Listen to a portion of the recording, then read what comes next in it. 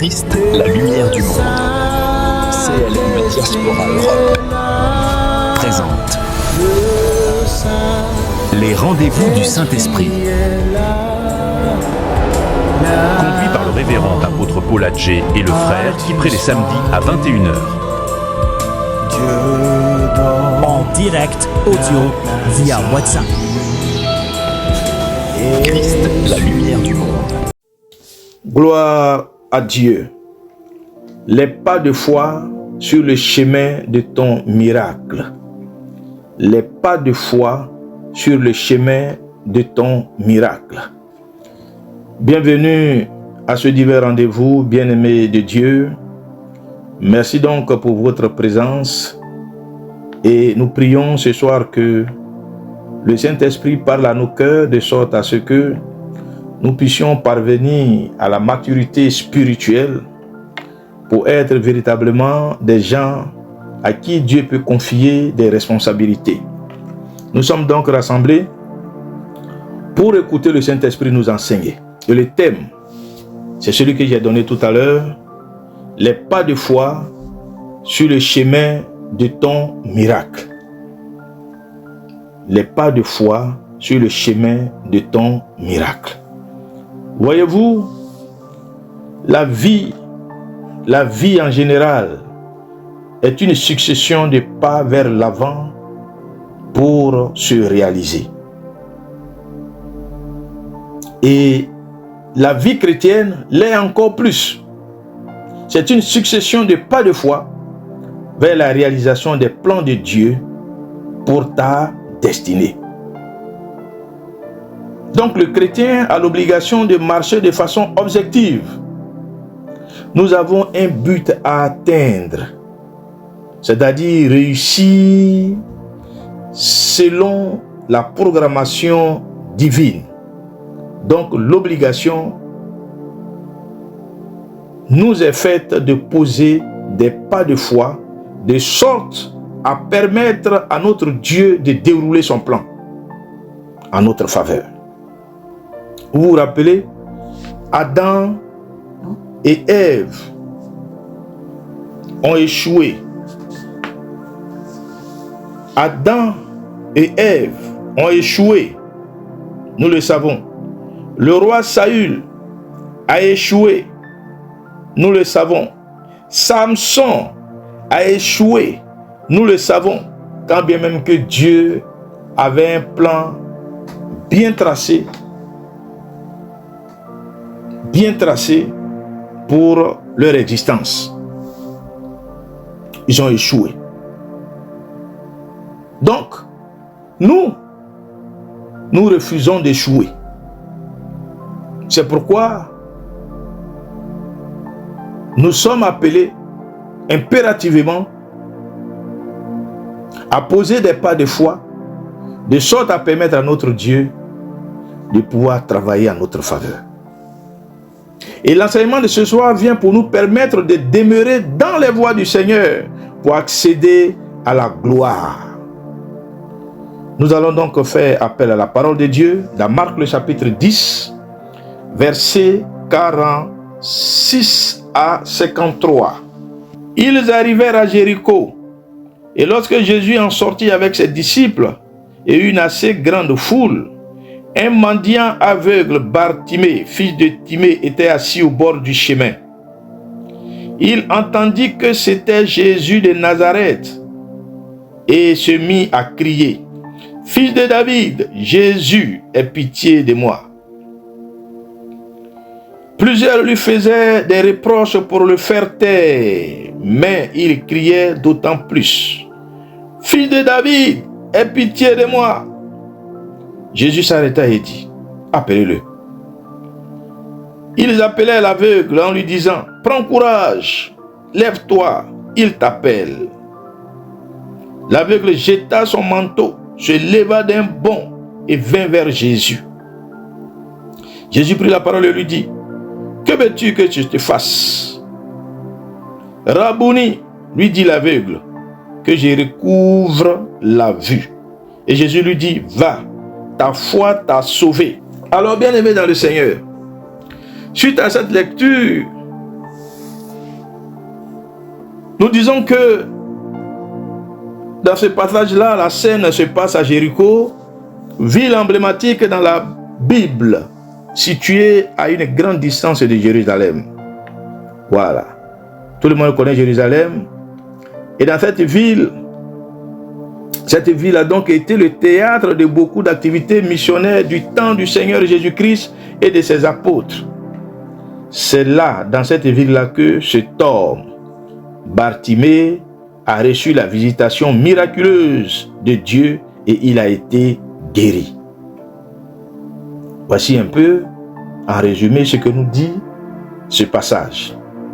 Alors pour nous, quel a été le sacrifice de Bartimée pour sa guérison? C'est notre préoccupation ce soir. Dans quelle disposition spirituelle se tenait Bartimée pour accéder à son miracle? Bien-aimés, c'est ce qui est important et c'est là-dessus que le Saint-Esprit va nous entretenir sur un long moment. Oui, nous serons vraiment sur ce thème-là, peut-être 2 mois.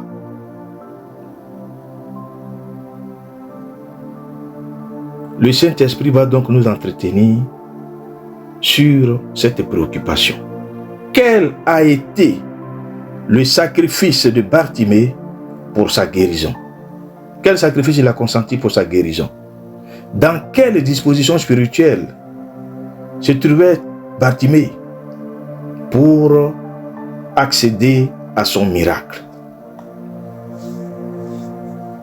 Le thème c'est les pas de foi sur le chemin de ton miracle. Le premier pas de foi que l'histoire de Bartimée nous enseigne ici, ou bien nous donne ici, nous donne de connaître, c'est l'enseignement. Le premier pas de foi que l'histoire de Bartimée nous donne de connaître, c'est l'enseignement. L'enseignement biblique ou encore l'enseignement spirituel. Je vais dire à quelqu'un ce soir que le fondement de la vie chrétienne ne vient pas d'ailleurs, nous dit la Bible, mais il vient de la parole de Dieu qu'on entend. La vie chrétienne a un fondement. Et le fondement de cette vie chrétienne-là, il ne vient pas d'ailleurs. Il vient de la parole de Dieu qu'on attend, nous dit la Bible. Remarquons ensemble le verset 47.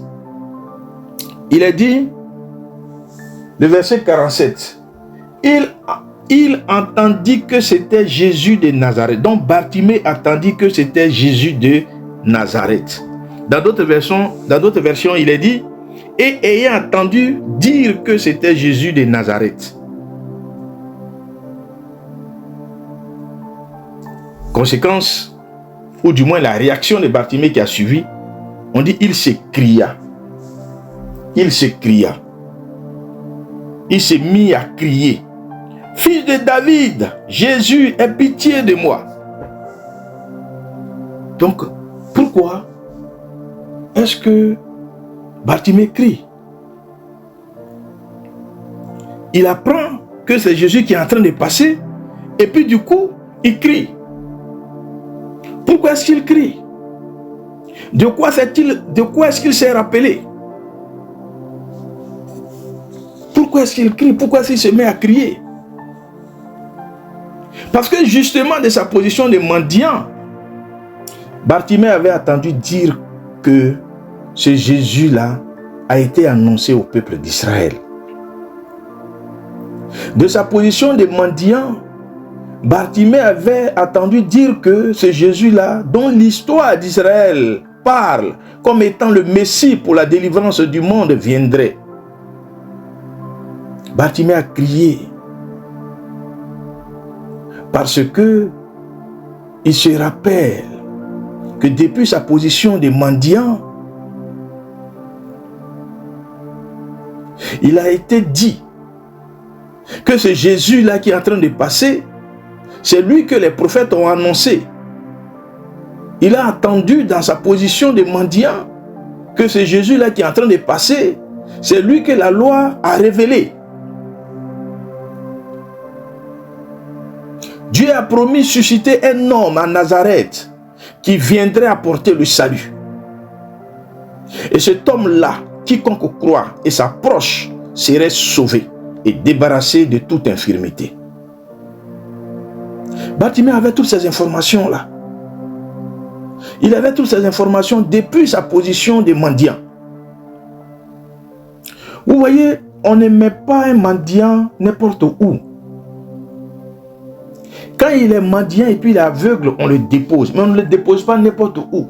Quand il est mendiant et puis il n'est pas aveugle, lui-même il se place quelque part. Mais il ne se place pas n'importe où. Il se met là où il y a du monde. Les endroits qui regorgent du monde.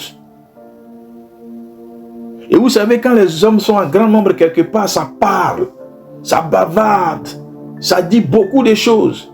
Et Bartimée, c'est vrai, dans sa position de mendiant, il ne parlait pas aussi, mais il attendait. Il attendait. Beaucoup de choses se disent. Je donne un exemple. En Côte d'Ivoire, à Abidjan, au plateau, il y a un endroit qu'on appelait la Sorbonne. Quand tu arrives là-bas tous les midis, déjà même à partir du matin, 9h, déjà le coin est rempli. Ça parle de toutes sortes d'actualités. Les gens vont parler de tout ce qui concerne la politique, le sport, le social, beaucoup de choses. En tout cas, tous les thèmes sont abordés. Donc quand tu quittes là-bas et puis tu rentres chez toi le soir, tu es rempli d'informations. C'était le cas de Bartimée. Donc Bartimée, quoique aveugle, en avait entendu parler. Tout ce que nous venons de comprendre sur le Seigneur Jésus-Christ. Et ça s'appelle l'enseignement. Bartimée a reçu un enseignement biblique, ou alors si tu veux un enseignement spirituel. Pour dire que la croyance sans le véritable enseignement ne peut pas nous garantir la gloire de Dieu. Bartimée a été enseigné. Il n'est pas allé forcément dans une école biblique, il n'est pas allé forcément dans une formation théologique, non. Mais de sa position, il avait appris, il avait emmagasiné beaucoup. Il avait reçu de l'enseignement. Il a été enseigné. Voici ce qui le fait sursauter. Voici ce qui le fait crier lorsqu'il a appris que celui qui est en train de passer là, c'est Jésus de Nazareth. Et comme il en savait beaucoup, il dit non, non, non, ça je ne laisse pas passer. Je ne laisse pas passer. Donc Bartimée avait reçu l'enseignement. Il avait reçu l'enseignement. La croyance sans l'enseignement ne peut pas nous garantir la gloire de Dieu. Nous allons lire dans Actes, le chapitre 2. Actes, le chapitre 2, verset 42, tout simplement. Verset 42. Il persévérait dans l'enseignement des apôtres. Écoutez bien, il persévérait dans quoi? Dans l'enseignement des apôtres. Dans l'enseignement des apôtres. Dans la communion fraternelle, dans la fraction du pain et dans les prières. Donc, l'enseignement des apôtres, c'est ce qui nous intéresse ici. Nous soulignons cela. Matthieu, le chapitre 28. Je vais commencer au verset 18. Jésus s'approcha et leur parla ainsi. Tout pouvoir m'a été donné dans le ciel et sur la terre. Allez, faites de toutes les nations des disciples. Baptisez-les au nom du Père, du Fils et du Saint-Esprit. Et enseignez-leur à garder tout ce que je vous ai prescrit. Et voici, je suis avec vous tous les jours jusqu'à la fin du monde. Troisième passage, Esdras, le chapitre 7, verset 10. Alors il est dit, car Esdras avait appliqué son cœur à éduquer et à mettre en pratique la loi de l'Éternel et à enseigner en Israël la règle et le droit. Et à enseigner en Israël la règle et le droit. Et à enseigner en Israël la règle et le droit. Donc, nous soulignons bien évidemment enseigner en Israël la règle et le droit. Donc nous comprenons quoi de ce qui précède. Nous allons tout simplement conclure que depuis l'Ancien Testament jusqu'au Nouveau Testament, l'enseignement biblique jouait un rôle très capital. Et donc, Esdras, les disciples de Jésus-Christ et Christ lui-même ils accordaient une grande place à l'enseignement spirituel. Et l'enseignement spirituel, qu'est-ce que c'est? C'est la transmission des connaissances par une aide à la compréhension et à l'assimilation à la parole de Dieu. Donc Esdras, lui, il étudiait et puis il appliquait la parole de Dieu à sa vie. Et après avoir acquis cette connaissance-là, il devenait maintenant une aide pour que les autres comprennent et l'assimilent également. Nous constatons dans l'Ancien Testament que les rois qui ont réussi étaient entourés de scribes. Ils étaient entourés de prophètes qui les enseignaient et qu'ils envoyaient également enseigner le peuple. Voici le secret de leur réussite. Ils se faisaient entourer de prophètes et de scribes. Les scribes, c'est ceux qui savaient écrire et lire. Et puis les prophètes, pour les enseigner. Voilà pourquoi ils réussissaient. Et quand ils finissent de recevoir l'enseignement, ces rois-là envoyaient ces scribes et ces prophètes-là enseigner aussi le peuple.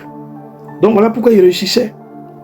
Donc aujourd'hui, les ministres de Dieu que nous sommes, les serviteurs et servants de Dieu, sont donc cette aide-là pour amener l'Église à comprendre et assimiler la parole de Dieu. Le rôle d'un pasteur. Voilà pourquoi nous avons instauré dans notre nouvelle grille de programme le pain de midi. Le pain de midi. Nous partageons la parole de Dieu. Nous partageons la parole de Dieu. Et ça fait que cette parole-là reste dans nos cœurs. Parce que c'est une toute petite portion que nous partageons. Donc c'est facile à retenir. Si on fait ça tous les midis, vous vous rendez compte, à la fin de la semaine, on a partagé, puis on fait ça du lundi au vendredi, on a partagé 4 versets bibliques. Puis il n'y a pas de pain de midi les mercredis midi. Ça nous fait 4 versets bibliques par semaine. Ou bien 4 passages par semaine. Comptez le nombre de semaines, comptez le nombre de mois, jusqu'à sur l'année, on aura emmagasiné beaucoup. Lisons 2 Timothée, le chapitre 3, versets 16 à 17. Toute écriture est inspirée de Dieu et utile pour enseigner. Toute écriture est inspirée de Dieu et utile pour enseigner, pour convaincre, pour redresser, pour éduquer dans la justice, afin que l'homme de Dieu soit adapté et préparé à toute œuvre bonne. Voici ce que l'apôtre Paul nous dit ici au travers de ce verset-là. 2 Timothée, le chapitre 3, verset 16. Toute écriture est inspirée de Dieu et utile pour enseigner, pour convaincre, pour redresser, pour éduquer dans la justice, afin que l'homme de Dieu soit adapté et préparé à toute œuvre bonne. Donc voici en résumé le rôle de l'enseignement biblique ou de l'enseignement spirituel. Ce que la parole de Dieu fait dans la vie d'un croyant. Ça a été cité, je peux reprendre, pour enseigner, pour convaincre, pour redresser, pour éduquer dans la justice. Dans quel but? Afin que l'homme de Dieu soit adapté et préparé à toute bonne œuvre. Donc voici ce que l'enseignement spirituel fait dans la vie d'un croyant. Donc l'enseignement spirituel, on va dire, est la voie par excellence qui permet de donner une éducation chrétienne. C'est par l'enseignement que nous sommes bien éduqués dans notre marche à la suite de notre Seigneur Jésus-Christ. L'enseignement biblique consiste à favoriser la croissance spirituelle. Elle consiste à favoriser la maturité spirituelle. Quand tu n'es pas enseigné, tu ne grandis pas spirituellement. Quand tu n'es pas enseigné, tu ne deviens pas adulte spirituel, tu ne deviens pas mature. Tu demeures toujours bébé spirituel ou bien enfant spirituel. Pourquoi? Parce que tu n'es pas enseigné. L'enseignement spirituel consiste à amener le chrétien à s'attacher à Dieu. Donc, plus tu es enseigné, plus ta foi grandit et tu t'attaches davantage au Seigneur. L'enseignement spirituel ou l'enseignement biblique nous révèle Dieu. Il nous révèle Dieu, nous permet de connaître Dieu. Il suscite la foi du chrétien. Il entretient et il suscite la foi du chrétien bien-aimé. Voilà ce que l'enseignement fait dans la vie d'un croyant. Dans la vie d'un croyant, d'un chrétien. Ne négligeons pas les enseignements. Les chrétiens d'aujourd'hui aiment beaucoup les temps de prière, de combat spirituel. Le temps de prière, de combat spirituel. Mais quand on dit, on va faire un temps d'enseignement, on vient à l'église pour des études bibliques, c'est pas trop la grande influence, hein. Mais quand on vient pour prière de combat, ou bien on vient pour un temps de louange, où on danse là, le chrétien, il est prêt pour ça. Mais attention, ce qui nous rend matures, ce qui nous donne vraiment de connaître Dieu et de s'attacher à lui, c'est l'enseignement. L'enseignement tient vraiment une place.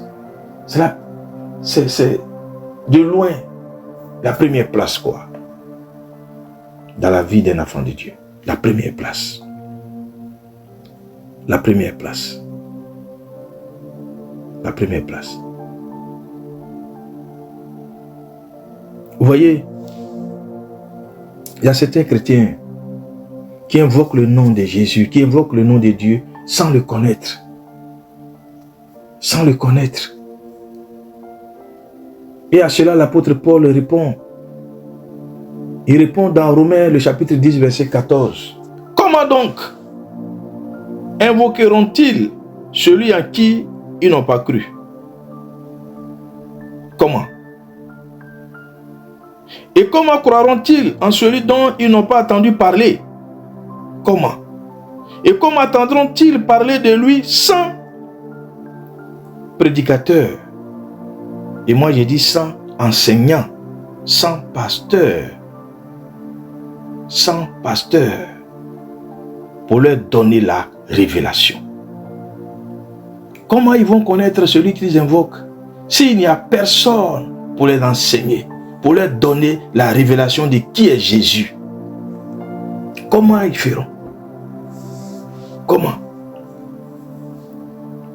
Parce qu'avoir la révélation de Dieu, ce n'est pas seulement dans la nature, mais c'est surtout dans l'enseignement biblique, dans la parole de Dieu. Surtout par l'enseignement spirituel, dans la parole de Dieu. C'est là qu'on a la révélation de qui est Jésus. C'est pourquoi le Seigneur a pris tout son temps pour enseigner ses disciples, tous ceux qui étaient après lui. Pendant son ministère terrestre, il a pris son temps pour leur donner l'enseignement. Et puis, le grand apôtre Paul, la Bible dit, après sa repentance, il s'est laissé enseigner dans le désert d'Arabie par le Seigneur lui-même. Et puis nous voyons aussi, dans l'Ancien Testament, nous constatons que un prophète, avant de partir, avant de mourir, il forme toujours un autre prophète. Oui. Donc, si nous voulons mieux servir Dieu, nous devons nous faire enseigner. Nous devons aspirer à l'enseignement spirituel. Parce que l'enseignement spirituel permet de mieux servir Dieu. Parce que chrétien même, en réalité, ça ne veut rien dire. Jésus-Christ nous appelle des disciples. Et un disciple, c'est celui qui est appelé à faire comme le maître. Le maître, c'est Jésus. À transmettre la connaissance, et ainsi de suite, et puis bon, ça fait grandir le royaume. Donc, tout disciple doit aspirer à l'enseignement. Il doit se faire enseigner, il doit se faire former. Pour mieux servir Dieu. Non seulement pour mieux servir Dieu, Mais l'enseignement biblique nous prépare une relève de classe, une relève digne du Seigneur, et une relève capable de faire des disciples également. Parce que quand les fidèles sont enseignés, ils deviennent experts dans la parole. Ils peuvent aller vraiment évangéliser aisément, ils peuvent aller parler du Seigneur sans être embarrassés, sans gêne, parce qu'ils ont la connaissance, ils sont enseignés. Donc l'enseignement spirituel nous prépare une bonne relève, une relève capable de faire à son tour des disciples. Je lis encore dans Éphésiens le chapitre 4. Ainsi, nous ne serons plus des enfants flottants et entraînés à tout vent de doctrine, joués par les hommes avec leurs fourberies et leurs manœuvres séductrices. Je reprends la lecture. Éphésiens le chapitre 4, verset 14. Ainsi, nous ne serons plus des enfants flottants et entraînés à tout vent de doctrine, joués par les hommes avec leurs fourberies et leurs manœuvres séductrices. On veut parler ici des hommes rusés, des hommes méchants, des envoyés de Satan pour tromper les chrétiens. Donc l'enseignement spirituel pour nous détourner des fausses doctrines. Ouais, pour nous détourner des fausses doctrines. L'enseignement spirituel vient pour nous détourner des fausses doctrines. Quand tu es enraciné dans la parole, quand tu es bien enseigné, quand il y a une ruse qui vient à toi, tu le sais tout de suite. Tu vas détecter tout de suite les agents du diable qui viennent à ta porte. Et tu ne vas pas tomber dans leur piège. Parce que tu es enseigné. Parce que tu es enseigné. Parce que tu connais la parole de Dieu. Parce que tu connais la parole de Dieu. Tu connais la parole de Dieu. L'enseignement spirituel édifie les fidèles dans la voie de Dieu. Ça fait grandir les fidèles dans la voie de Dieu. L'enseignement biblique nous aide à marcher d'une manière digne. Un chrétien ne marche pas n'importe comment. Le vendredi, on a médité sur Jean le chapitre 1, les 2 premiers ou 3 premiers versets, où il est dit: pour nous qui avons reçu le Seigneur Jésus-Christ, je paraphrase, il nous a été donné le pouvoir de devenir enfants de Dieu. Devenir enfants de Dieu. Donc, dans la méditation, nous avons noté que être enfant de Dieu, c'est vraiment avoir changé de statut. Tu n'es plus celui que tu étais avant. Tu es devenu enfant de Dieu. Le grand Dieu, tu es son enfant. Donc, vous comprenez que quand tu es enfant d'une autorité, tu ne marches pas n'importe comment. Tu n'es pas n'importe où. Tu dois marcher maintenant de sorte à ce qu'on reconnaisse ton Père en toi. Tu dois refléter les caractères et la vie de ton Père. Donc un chrétien ne marche pas n'importe comment. Il marche de façon digne. Parce que Dieu lui-même, il est digne. Et c'est l'enseignement spirituel qui nous aide à marcher de cette façon. Je termine pour dire l'enseignement spirituel nous aide à connaître la volonté de Dieu. Éphésiens le chapitre 1, verset 9. Quand tu parcours ce verset-là, tu comprends tout de suite que connaître la volonté de Dieu, tu as besoin d'être enseigné pour savoir la volonté de Dieu pour toi. Et dans toute situation, tu es à l'aise pour comprendre la volonté de Dieu par les enseignements. Donc voici le pas de foi que Bartimée a posé. Premièrement, on dit Jésus-Christ est en train de passer. Waouh, quand il a entendu ça,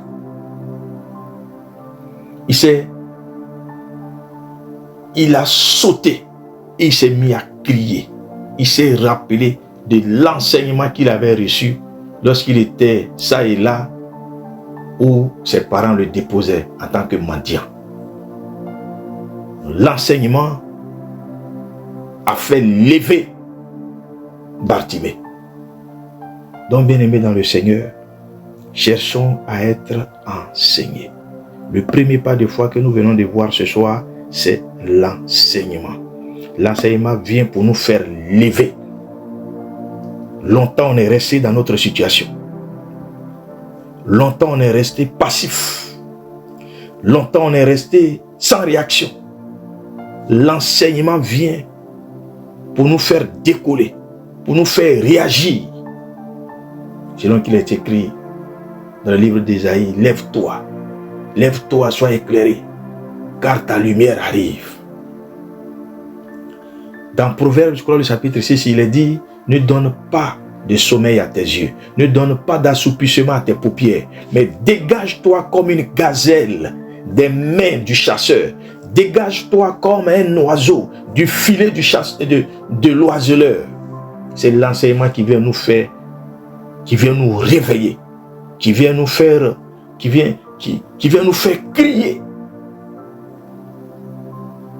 Que Dieu nous bénisse ce soir. Voici donc la parole du Seigneur. La semaine prochaine, nous viendrons, on est toujours dans ce même passage biblique-là, et nous allons voir le deuxième pas de foi que Bartimée a posé pour aller vers la réalisation de son miracle. Que Dieu bénisse son peuple au nom de Jésus.